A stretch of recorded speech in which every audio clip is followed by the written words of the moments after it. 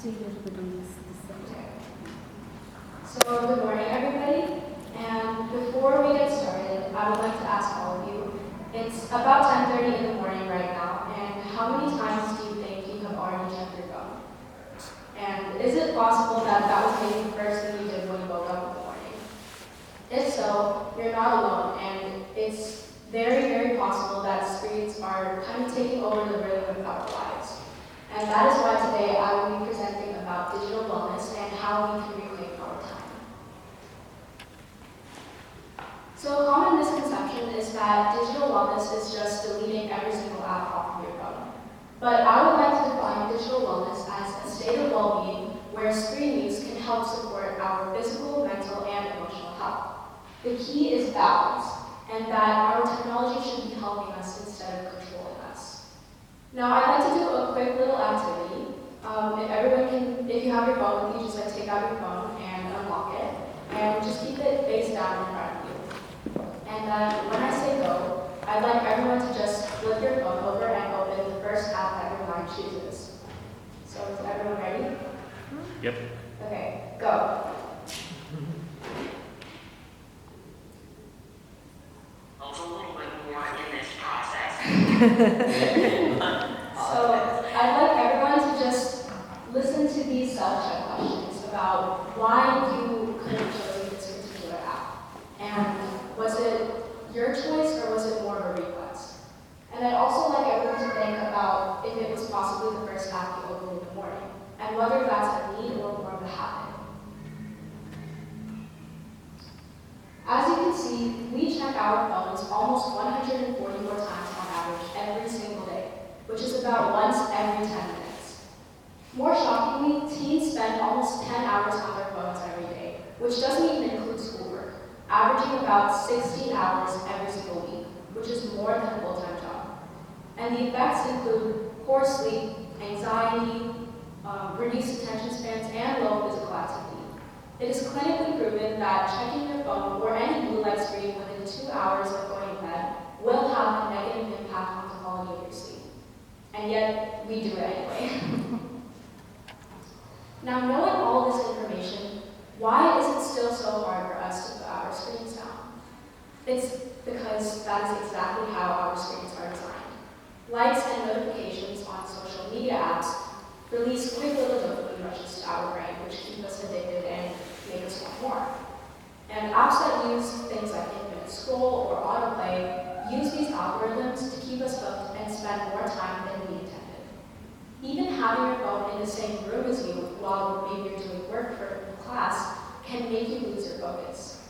A study was done where some people worked in a room without their phones and others worked in a room where their phones were present.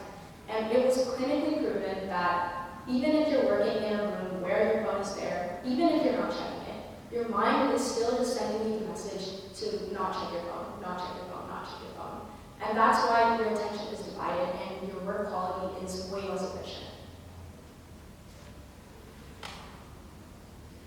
Fortunately, there are ways for you to still take back control.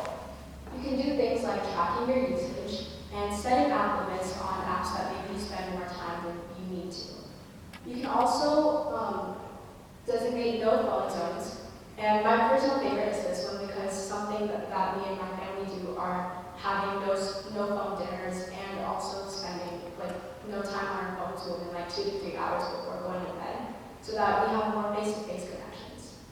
And lastly, you can also build healthier habits by replacing screen time with things that don't require screens, such as journaling or doing hobbies and just spending time with your loved ones.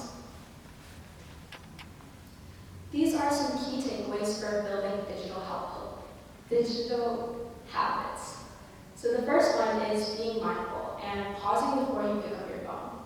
Now, one thing that happens to me, and I'm not sure if this relates to anyone else, is that sometimes I pick up my phone for one thing, and I end up getting completely sidetracked and doing something else, and then just forgetting why I picked it up in the first place. And I feel like this happens a lot, so this is one thing that helps me especially. Another thing is setting boundaries for yourself and deciding when screens are off limits. As I mentioned, my family and I have no phone dinners, and we also designate time in the car to talk to each other instead of being on our screens. Third Now, I'd like to use this step to introduce my older brother and the difference between my Instagram reels and his Instagram reels. If you look at my reels, it's probably filled with a bunch of useless information, and if I watched like 10 reels, I could probably only remember 2 to 3. But his reels are full of like inspirational quotes and like motivational things that actually relate to the work that he's doing and the stuff that he's studying. So I think that's good. Another thing is doing online activities. So for example, some of my hobbies are singing, dancing, playing piano, playing guitar, and prioritizing these activities over screen time is a good way to minimize your digital use. And lastly is optimizing your environment, which is essentially just making unplugging more easier for you. So for example, I don't even charge any of my devices overnight in my own room because it makes it easier for me to just pick that up first thing in the morning. So I usually charge it downstairs or in my parents' room. Even just using 1 or 2 of these can make a really big impact. But it's not just about the time that we spend on our screens. It's also about how screens change the way that we connect. Americans text 5 times more than they use their phones to call people, and 75% of young adults avoid phone calls altogether. However, it has been shown that voice calls can activate emotional brain regions, and they can also reduce loneliness and improve well-being. We're more reachable than ever, but somehow we're still less connected. Even something as simple as a walk has changed. I don't know if you guys can relate to this, but most of us can't really go for a walk or a run without listening to music or a podcast or something that involves a device. But it has been proven that unplugged walking can boost creativity by 60%. Silence and stillness give us clarity that we don't get when we're constantly distracted by a screen. So the deeper question is that while we're connected to the world, are we somehow disconnected from the people that are right next to us? Have you ever felt ignored in a conversation because someone was checking their phone while you were talking to them? Or have you ever seen a text thread go completely wrong, even though you know this misunderstanding wouldn't happen if it was a face-to-face conversation? For parents and for teens, these little moments can turn into big conflicts. And it isn't just about habits, it's about these deep relationships.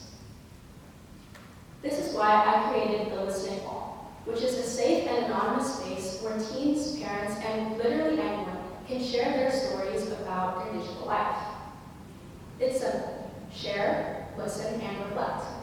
It helps us realize that we're not alone, and it also helps us build empathy with the other person.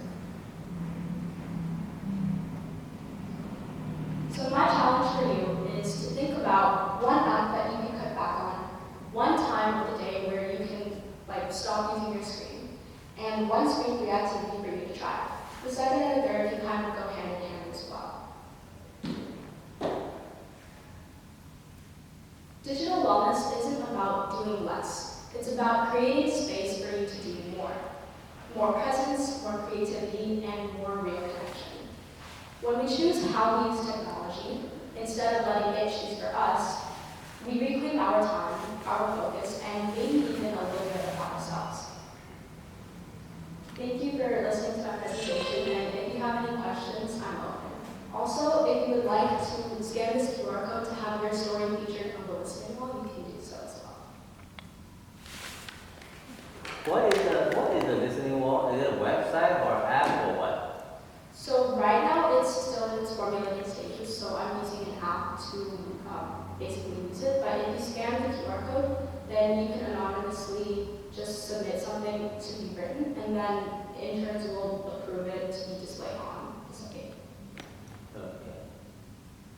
Alright. I had a question.